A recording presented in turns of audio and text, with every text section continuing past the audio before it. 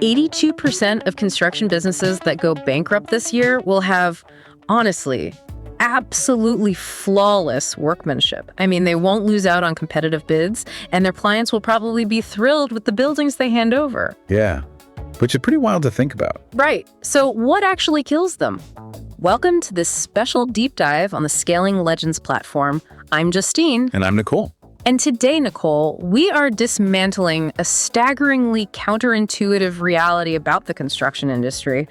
Like, if you're a contractor or, if you manage finances for a construction firm, you obviously already know that the margins are incredibly tight. Very tight. Yeah. But the silent killer taking out 82% of these failed businesses isn't the quality of the work out in the field. It's cash flow. Yeah, it's the silent killer because it just doesn't look like a problem until it's a full-blown catastrophe. Right. I mean, you can be winning massive bids, your crews can be out there working double shifts, your revenue on paper can look spectacular. Right. And you can still go completely bankrupt by next Tuesday. Oh, wow. Which is exactly why our mission today is to walk you through the ultimate defense mechanism. We are going to unpack the 13-week cash flow forecast alongside WIP reporting and the specific daily disciplines you need to actually survive. Because this is basically the operational playbook used by the most profitable contractors in America.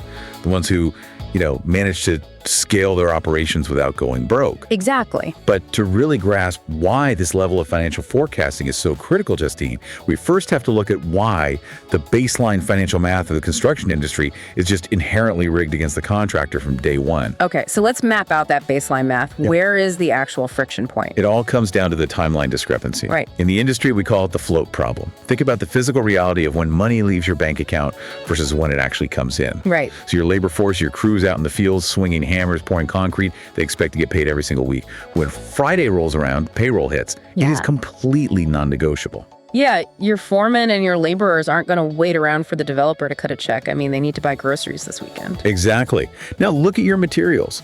Your suppliers generally expect to be paid on net 30 terms. So within 30 days of the materials hitting the site, that cash is gone. Okay. But, and here's the kicker, when does the general contractor actually get paid by the owner or developer?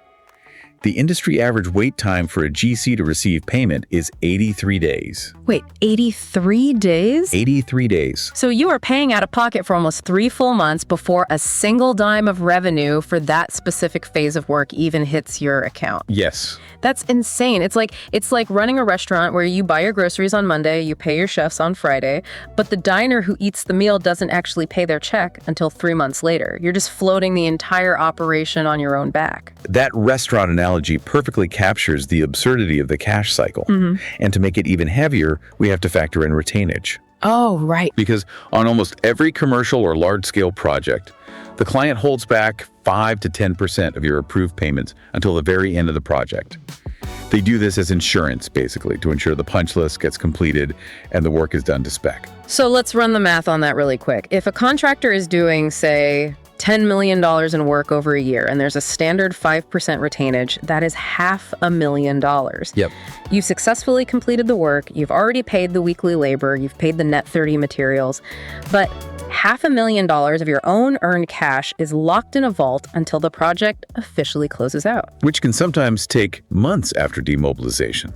Yeah. This isn't just a hypothetical stress test either. According to Smart Business Automator's Market Intelligence report, 74% of construction companies report experiencing severe cash flow challenges specifically because of this gap. Wow. Yeah, the math simply does not work without an incredibly active, disciplined approach to managing where your cash is on any given day. So if you're constantly fighting this 83-day delay and a 5 to 10% penalty box on your cash, you obviously can't just log into your banking portal on a Tuesday, look at the balance, and hope for the best. No, absolutely not. Managing cash flow by looking at your current bank balance feels like driving down a highway at 80 miles an hour while staring exclusively into your rearview mirror. You will inevitably hit a wall. Yeah.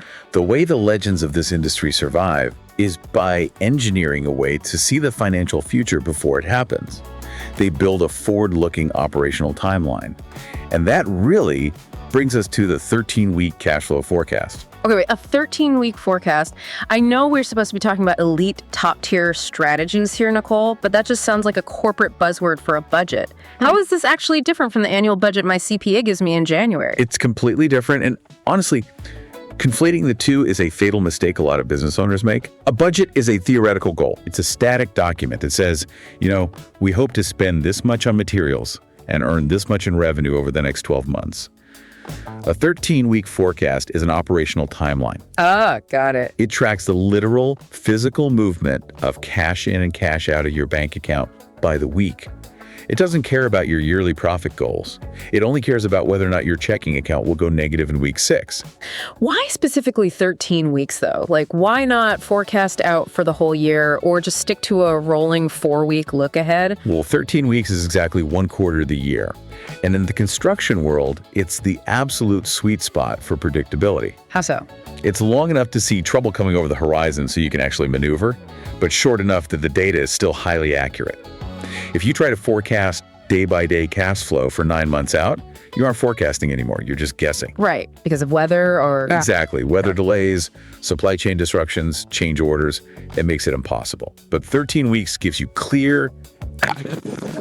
Okay, let's elevate this from the theoretical to the practical. If I'm an operations manager or an owner sitting down to build this, I know the basic architecture of a spreadsheet. Top line is my actual cash in the bank today.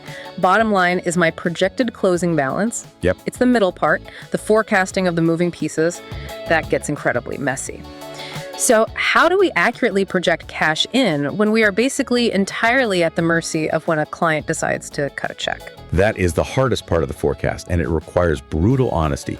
You cannot map your cash in based on when you send the invoice. Oh, interesting. You have to map it based on historical client behavior and that 83-day industry average. Yeah. If you submit a progress billing in week 1, and you know this specific developer always takes 45 days to process, you don't put that cash receipt in week 2. You place it in week 7. So what happens when a client disputes a line item on a progress billing? Let's say we are in week 4, and the owner pushes back on a percentage of completion for the HVAC installation. This is where the 13-week forecast becomes a living, breathing tool. The moment that dispute happens, you open your forecast, and you manually push that expected cash receipt out from week 4 to week 8 or week 10, depending on how long you think the negotiation will actually take. And by shifting that one single cell in the spreadsheet, I immediately see the ripple effect down the line. I can instantly see if delaying that HVAC payment breaks my ability to make payroll in week 6. Yes. Yeah. Exactly. Now let's talk about the cash out variables, because forecasting labor against fixed price contracts is another massive hurdle. Unlike rent or equipment leases, which are fixed, your labor costs are highly variable. Because of field conditions. Right. If it rains for 5 days straight, your crews aren't working, which means your payroll costs actually drop for that week, but your project timeline extends.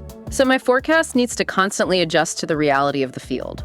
If weather delays the concrete pour, I have to shift the material payment and the labor costs into subsequent weeks. Exactly. This is why the golden rule of the 13-week forecast is that it must be updated every single Monday morning. It usually takes a controller or a business owner about 30 to 60 minutes to recalibrate the numbers based on what happened the previous week. I see the logic here. It's an early warning system. Like if I sit down on Monday, update the variables based on a weather delay or a disputed invoice, and I see that my closing balance in week 10 goes negative, I now have 10 entire weeks to solve the problem. Exactly. I'm not waking up on a Thursday morning in a blind panic realizing I can't fund Friday's payroll. You saw the iceberg from miles away. With 2.5 months of runway, you can strategically call in favors. You can negotiate extended terms with a vendor. You can hustle a client for a past due invoice, or you can draw on a line of credit proactively. It fundamentally shifts your posture from panic to strategy. Okay, so the 13-week forecast tells me exactly when I'm going to run out of cash. It highlights the timeline, but it doesn't really tell me why. If my forecast is showing a massive cash hemorrhage in week 8, how do I know which specific project is causing the bleed? If I'm running 5 commercial jobs simultaneously, the forecast treats all that cash as one big pool. This is the critical transition point. Yeah. To understand why your cash is moving the way it is, you have to look at the financial health of the individual projects. And that requires a WIP, schedule work in progress reporting. Ah. The 13-week forecast and the WIP schedule are essentially 2 halves of the same brain. I've heard some accounting professionals say that WIP reporting is where contractors discover the danger of doing too good of a job. Oh, absolutely. Walk us through the mechanics of a WIP schedule. What data are we actually calculating here? A WIP schedule calculates your true profitability on a project-by-project basis using a method called cost-to-cost percentage of completion. This is the only JAP-approved method for construction accounting. Okay. For every active project, you track the total contract value, your actual costs incurred to date, your billings to date, and your estimated cost to complete the job. Okay, let's put some real numbers to this so we can really understand the mechanism. Sure. Let's say you have a project with a contract value of $1 million. You look at your job costing, and you have spent $250,000 in hard costs so far: labor, materials, subs. Got it. You sit down with your project manager, and you estimate it will cost another $750,000 to finish the job. Your total estimated cost is $1 million, meaning this is going to be a zero profit job. But let's just use it for easy math. Fair enough. If you've spent $250K out of a total $1 million in costs, you are exactly 25% complete with the project. Understood. So because I am 25% complete based on my costs, I should have billed the client for 25% of the contract value. So I should have billed $250,000. Correct. And this brings us to the most vital concept in WIP reporting: overbilling versus underbilling. Let's look at overbilling first. What if you are 25% complete, but you manage to aggressively bill the client for 35% of the contract value? Okay. You've billed $350,000. That means I've billed $100,000 more than the work I've actually performed, which in a lot of industries, that would be considered an accounting error. But in construction, that's considered strategic. Highly strategic. Overbilling is known as billings in excess of costs. It means you are cash positive on that specific job. You are successfully holding the client's money and using their cash to fund the next phase of the project rather than tapping into your own operating reserves. So you're front-loading the cash. You're basically using the developer's money as your working capital instead of paying interest on a bank line of credit. Exactly. But the inverse of this underbilling is the trap that bankrupts companies. Underbilling is costs in excess of billings. Let's say you are 50% complete with a job based on your costs, but you've only billed the client for 30% of the contract value. Wait, let me trace the operational logic here, because this points back to the friction between the field and the office. Yeah. If my crews are out on the job site and they are absolutely crushing it, like they get way ahead of schedule, they install all the drywall in record time, so my labor and material costs skyrocket for that month. But my project manager is too busy putting out fires to write down the daily logs, and my office admin doesn't realize the drywall is done, so we don't bill the client for that specific progress immediately. And you are severely underbilled. You have already paid out of pocket for the labor and materials to get that drywall up, but you haven't asked the client for the money to cover it. You are literally financing their construction project with your own cash. Wow. You have become an involuntary, interest-free bank for the developer. That shifts the entire risk profile of the business. Wait, so doing an incredibly efficient, fast job in the field can actually bankrupt the company if the back office billing doesn't match the pace of the construction? Yes. The financial swing is terrifying. If you run a mid-sized firm doing $5 million in revenue, the difference between strategically overbilling by 5% and accidentally underbilling by 5% is a massive $500,000 swing in your cash position. Oh my God. That is $500,000 just sitting there, completely dependent on how accurately and quickly you align your billing cycle with your field progress. This makes complete sense why external partners demand these documents before they do business with you. Like, I'm pretty sure Smart Business Automator's market intelligence report explicitly points out that this is the exact reason why banks, surety bonding companies, and CPAs demand to see your WIP schedules. They absolutely do. They know that if you don't understand your over or under billings, you look completely unmanageable to a lender. If you try to secure a bond for a new project and you have massive underbillings, the surety company just sees a business that is hemorrhaging cash to finance its clients. You cannot fly blind. If your WIP schedule shows you are severely underbilled on 3 out of 5 projects, you instantly know why your 13-week forecast is showing a negative cash balance in week 8. The data connects. All right, so understanding the mechanics of a WIP schedule and a 13-week forecast is one thing, but how do we actually execute this daily without adding like 40 hours of administrative burden to our week? The theory is pristine, but the reality of a construction office is usually chaotic. It comes down to marrying the right technological mechanisms with ironclad operational discipline. Historically, the biggest bottleneck was getting the data from the dirt to the desk. Right. If the accounting software in the office doesn't talk to the project management software in the field, underbilling is inevitable because the office literally doesn't know what work was completed today. So modern systems pull field data, daily logs, labor hours, material deliveries directly into the billing dashboard so the invoicing can happen instantly. It just removes the human bottleneck. Exactly. Now, there are a lot of options for your tech stack. You've got Foundation, which is around $400 a month for the mid-market, Sage 100, Procore Financials if you're already on Procore, or even QuickBooks paired with Notify for a budget option. Or even just a free Excel template from the CFMA. Right. Whether you are utilizing a robust ERP system or integrating specialized construction software, the mechanism must bridge the gap between field progress and office invoicing. But, and this is crucial, technology won't save a broken process. Yeah. You still have to enforce the 5 rules of cash flow. Let's walk through these rules using a chronological scenario. Let's say a contractor finishes a major phase of a project on a Tuesday. The drywall is up, taped, and mudded. What happens next? Rule number 1 kicks in immediately. Bill fast. You invoice the absolute second the work qualifies under the contract. Remember that 83-day way we talked about? Oh, yeah. Every single day you delay sending that invoice from the office is another day added to your wait. If the work finishes on Tuesday, but your admin team batches all their invoicing for the following Friday, you just voluntarily added 10 days to your cash flow drought. Ouch. So the invoice is at the door, now we wait.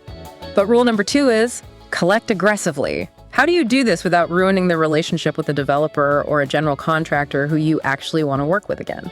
You normalize the follow-up by setting expectations at the very beginning of the relationship, usually during the kickoff meeting.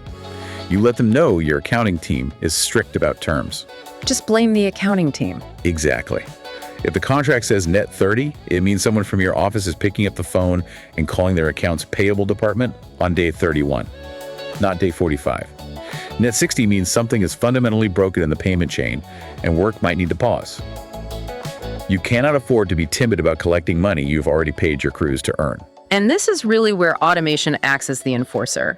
Smart Business Automator's Market Intelligence Report notes that automated collections tracking is the easiest way to ensure payment follow-ups and retainage alerts don't slip through the cracks. If an invoice hits day 31, the system automatically prompts the follow-up, which kind of removes the emotional friction of asking for money. It completely takes the burden off human memory, which leads directly into rule number 3, manage retainage. We established earlier how a 5% retainage can lock up $500,000. Right. The rule here is that you must track every single dollar of retainage across every project in a dedicated ledger, and you bill for those releases the absolute minute the contractual retention period ends or the certificate of substantial completion is signed. Because if you don't track it, the client certainly isn't going to remind you to ask for it. It just sits in their bank account earning interest for them instead of you. Precisely. Now, as you finish that project and start preparing for the next one, rule number 4 applies. Do not front materials. Oh, this is a big one. Do not act as the bank for your clients. If you are starting a job that requires $100,000 in specialized lumber or custom steel, and you buy it out of pocket before receiving a deposit, you are extending them a massive line of unsecured credit. So how do you practically enforce that in negotiations? Because owners naturally want to hold their cash as long as possible, too. You negotiate material allowances up front, demanding a deposit to cover those specific hard costs before mobilization. Alternatively, you require owner direct purchasing for big-ticket items. Let the developer buy the custom steel directly from the manufacturer so the liability and the cash outlay never even touch your books. Protect the cash at all costs. Always. And that brings us to the final safety net, rule number 5, maintain a line of credit. But the strategic nuance here is that you have to secure it before you actually need it. Banks evaluate risk based on your current financial health. They only like to lend money to businesses that have plenty of it.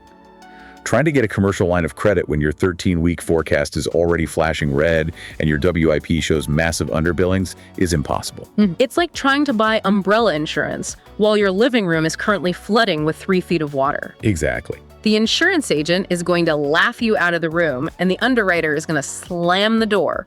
You have to secure the umbrella while the sun is shining. That is exactly how you have to view capital.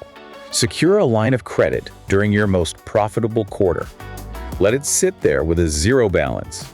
It costs you nothing to keep open, but it gives you the operational leverage to handle a sudden 60-day payment delay from a major client without missing a single payroll cycle.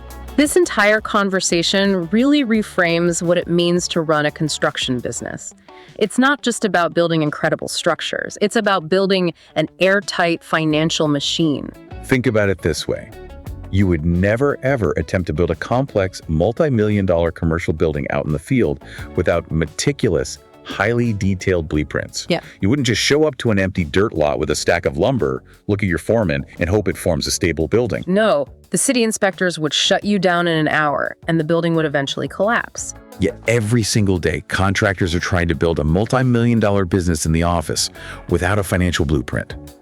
That is exactly what the 13-week forecast and the WIP schedule provide. They are the structural blueprints for your company's survival.